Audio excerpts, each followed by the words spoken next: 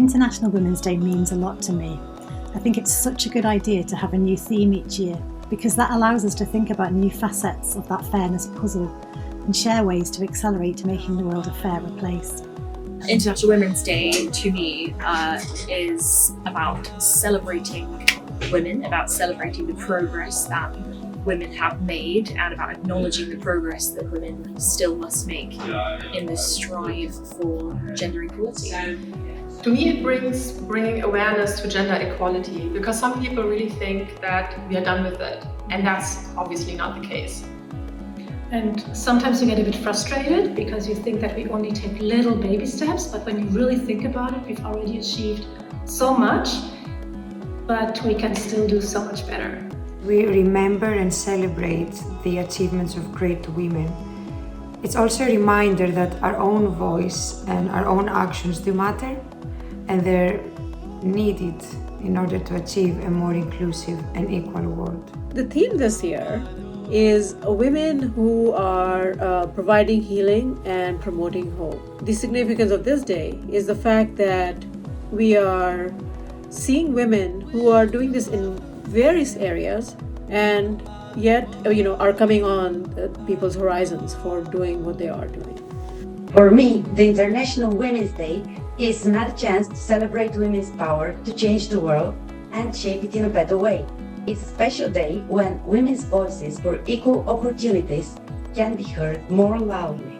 International Women's Day is one of my favorite days in the year because you see events from around the globe and hear about amazing achievement of women from every walk of life. International Women's Day holds a special place for me as a woman who works in technology. It shines the light on how far we have come and how far we still have to go. We must encourage all the young women around the world to believe in themselves and realize their full potential.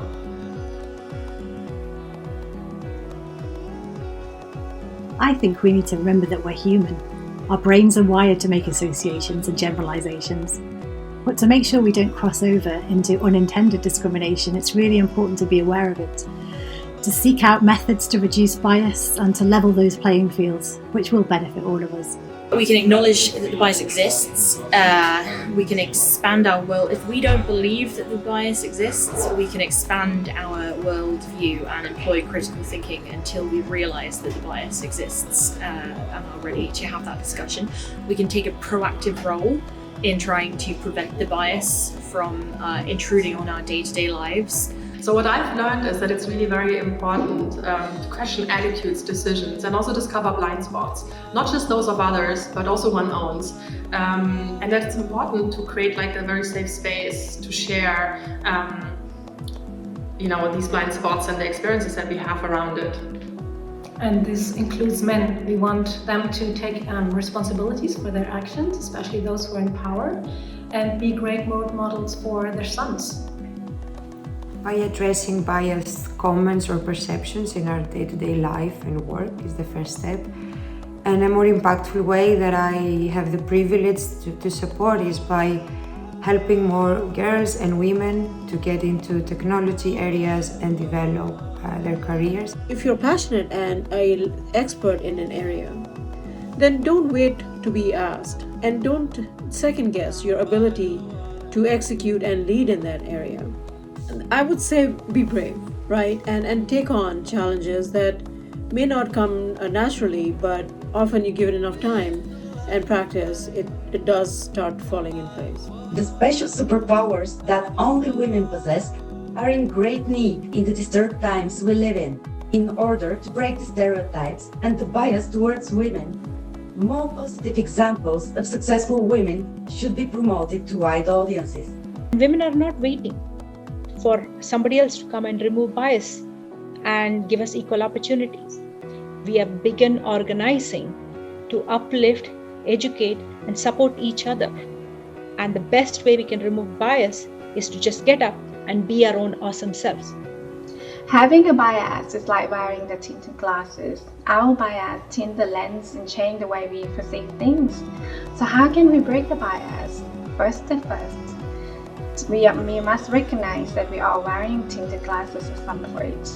So next time, if you need to make any decision, take a step back and take time to think, be open-minded, and see in someone else's perspective. For example, think about 1 or 2 people in your life and see and imagine how they would make the same decision. I've always loved technology, sci-fi and gaming, and unfortunately there have been very few rock star females for me to look up to in those arenas, and I really hope that changes ever more quickly. But in the business world, I massively look up to Deborah Meaden. She's somebody who's so successful, so strong, so clever, and with a really good moral code. I'm gonna have to say my biggest female inspiration at the moment, it always changes.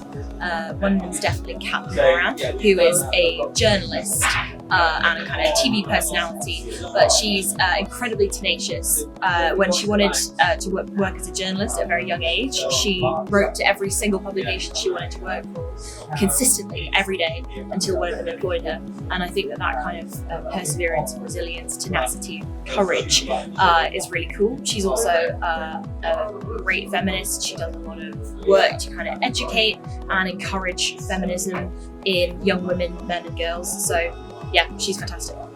For me right now, it's Monica Lewinsky. I'm really inspired by about her resilience, how she stood her case, and how she turned her personal experience into a lesson about collective victim shaming. I'm inspired by Pussy Riot, by the courage to fight against an oppressive regime simply because it's the right thing to do. Definitely one of the role models is my mom, for her strength and determination to keep going, as well as my first female manager, Dana, who showed me with her strong and empathetic leadership and her support to grow and development of her people, a different way of managing, as well as the opportunities of actually having a successful career in technology as a woman. My mom, of course, comes to my mind first and foremost. Why?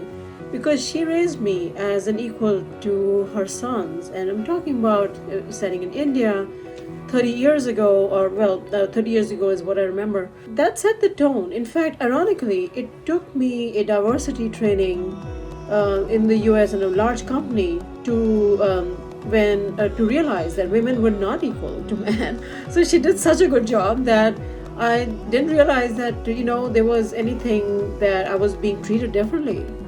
I can confess that I personally have been very lucky because I have never felt the need to look for inspiration outside of my immediate family. It all runs in the genes. My grandmother, my aunt, and my mother have always been my role models and source of inspiration. They are all strong and ambitious women who have managed to succeed in male-dominated fields and have established their positions in their spheres of work. Aishatu Godape is one of my favorite people, who was my student at Stanford, who introduced me to a limitless world of doing natural language processing for Hausa language in Africa. I did not know that was the 7th most spoken language in the world, and that got me to think about languages of the world and how AI is being designed by a few and not by everybody. And Aishatu is also an artist, and she's a peace technologist. So she inspires me because she just opens more doors into a limitless world, which is my aspiration. So I'm grateful that I was raised by a strong role model like my biological mom and my foster mom. They have inspired me to give up when I fall, and I can do anything and everything if I can put my mind to it. So happy International Women's Day, and let's break the bias together.